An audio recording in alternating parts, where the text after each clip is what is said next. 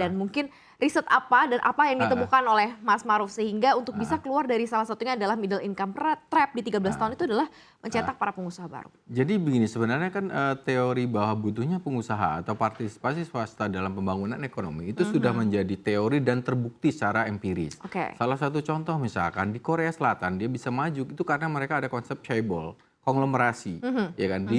Pada waktu zaman Orde Baru juga ada beberapa, ada sebutnya 4 naga. Ada beberapa pengusaha yang dekat dengan Orde Baru kemudian dibeli akses privilege untuk mereka bisnisnya cepat berkembang.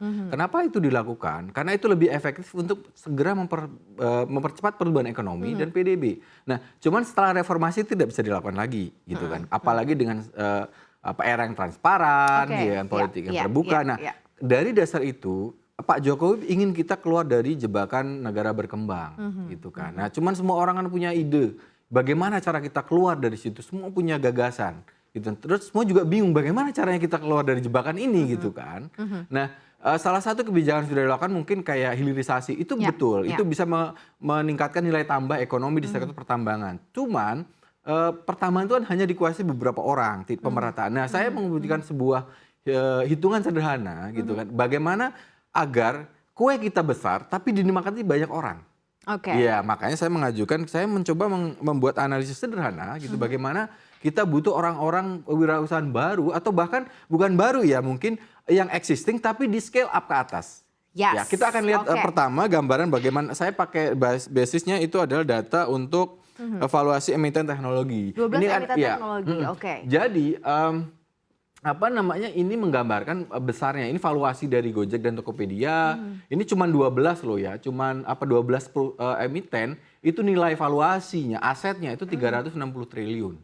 Nanti saya akan ngasih gambaran di ending dari slide ini, kita compare dengan negara maju. Di Amerika berapa sih? Gitu ya. Karena in total industri digital itu sekarang in total tidak hanya dari emiten tapi juga yang private dan yang lainnya, pokoknya yang bergerak dalam bidang digital itu kontribusi terhadap PDB itu baru 6% dari PDB. Nah, itu kita perlu scale up.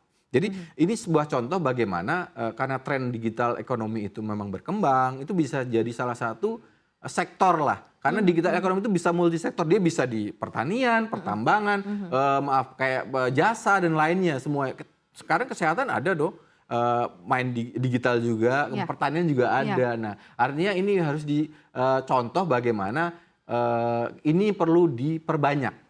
Dan ini kan organik ya, mereka tidak ada sentuhan pemerintah, mereka menciptakan ini. Nah, kita akan lanjut ke berikutnya. Kita akan melihat. Ini Anda simpan berarti memori Anda 364 triliun dari 12 emiten ya saat ini ya. Nah, ini saya mencoba, ini saya pakai hitungan Forbes memang. Jadi memang di Indonesia itu dikelompokkan 50 orang terkaya. Gitu. 50 orang terkaya saja ketika sudah bisa menjadi pengusaha yang luar biasa, sukses, itu dia bisa menguasai 2.699 triliun. Itu besar sekali. Wow. Iya, artinya kalau PDB kita 20.000 triliun, 20.000 triliun ini ini cuma 50 orang loh. Iya, 50 orang. Bayangkan kalau kita bisa mencetak katakanlah 400, 700 gitu kan. Nah, dan ini kita sudah aging population ya. Ini udah bapak-bapak semua. Udah di atas 51% yang menguasai. Artinya apa? Dan yang di bawah 50% usianya pengusaha yang dalam kelas ini itu cuman 1,8%, cuma beberapa orang. It's mean apa sih? Kita butuh regenerasi pengusaha baru. Betul. Atau scale up pengusaha-pengusaha baru. Nah, ini gambaran gitu bahwa konsentrasi kekayaan itu harus dilebarkan, diciptakan pengusaha-pengusaha baru. Nanti kita akan diskusi bagaimana caranya kita gitu ya. Kita next. Karena kuenya gede nih, angkanya juga besar ya. Kita akan nilai ekonomi digital di Indonesia nih ya, proyeksinya. Kenapa saya propose ekonomi digital itu penting? Karena itu sudah tren global. Di global itu ekonomi digital itu udah 5% dari PDB global. Kita 6%, which is kita sebenarnya udah cukup di atas rata-rata negara-negara yang lain gitu. Artinya apa? Itu perlu di-push lagi oleh pemerintah, perlu distimulan lagi oleh pemerintah agar ekonomi digital itu cepat berkembang sehingga tadi menciptakan pengusaha baru di semua sektor gitu. Nah, nanti kita akan lihat nih prospek ke depan gitu. Jadi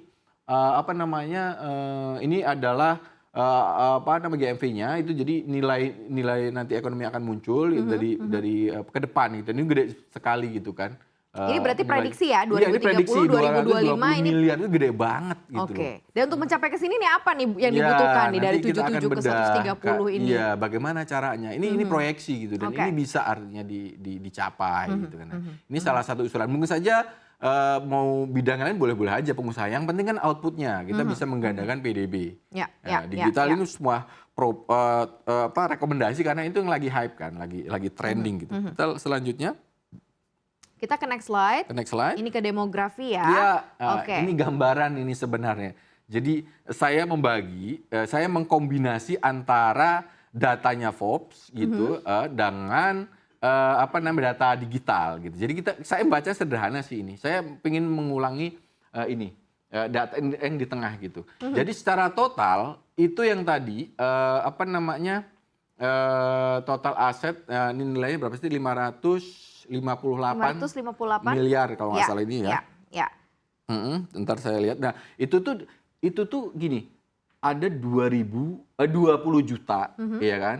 20 juta pengusaha plus dengan sekitar 67. Nah yang 67 yang di ujung ini menguasai kue yang besar tadi. Oke, yang cuman ujungnya doang 67 ya. Ujungnya. Yang 50 tadi itu ya. Iya, yang 50 tadi itu ujungnya. Nah, yang sisanya itu diperebutkan sama yang 20 juta. Jadi konsentrasi untuk meng-scale up pengusaha ini yang di 20 juta nih. Oke. Gitu. Jadi yang ini udah biarin nih, udah kaya-kaya ya kan. Tapi 20 jutanya gede banget yang harus dan digarap kuenya kecil gitu. Jadi cara membacanya gitu. Ini adalah aset. Nah, ini gambarannya. Yang merah ini adalah industri ekstraktif. Ini tambang. Tambang. Kemudian ekonomi digital baru kecil banget tuh size-nya. Ya kan? 0,4. Yang non ekstraktif itu di luar pertanian dan pertambangan. Jadi ini ada industri, ada financial, ada segala macam. Jadi kita memang secara struktur negara masih masih primitif karena masih berdasarkan SDA. Nah, kue yang ini harus diperbesar. Gitu. Karena ini konstituennya itu ada 20 juta loh. Yang ini cuma dikuasai yang sedikit dari 67 orang tadi, yang 50 orang terkaya. Jadi jadi ini gambarannya. Jadi per aset itu jadi maaf yang 20 juta tadi itu cuma menguasai 400 juta dolar.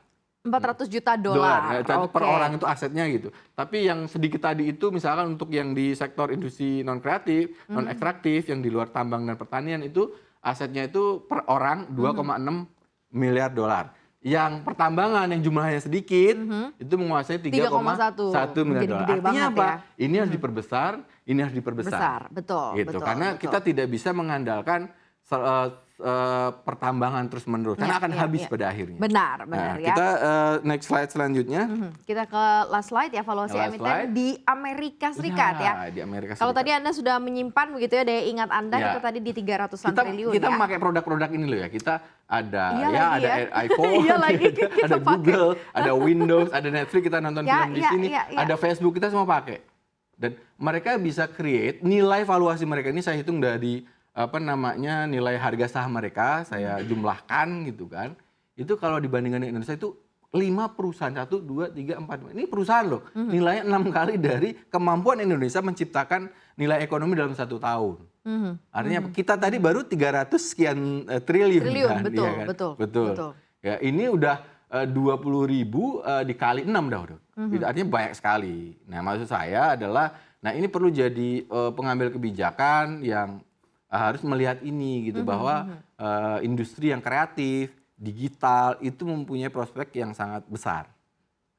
Artinya apa? Kita butuh pengusaha-pengusaha baru yang kalau dalam studi saya minimal sekelas Pak Nadiem lah. Ya, gitu kan. Itu bukan sekelas Pak Nadiem ya, itu untuk mencapai ke sana tuh dia big. Artinya nanti kita bahas dengan para narasumber bagaimana ada Bank Mandiri yang mereka punya program menciptakan wirausaha baru, ada Mas Akbar yang dari HIPMI gitu, betul. Yoris. Itu kita minta pendapatnya gimana sih kita create pengusaha baru itu, maunya seperti apa itu, caranya bagaimana, nanti kita akan diskusikan. Akan seru sekali begitu ya, karena kalau kita dengerin satu-satu curhatannya mungkin pengusaha mau maju tapi aduh gimana dong kita ketahan permodalan, ketahan regulasi gitu ya. Padahal pasarnya nggak ada. Benar, pasarnya nggak ada gitu kan. Padahal kita butuh nih ada 1000-an lebih begitu ya untuk bisa keluar dari middle income trap.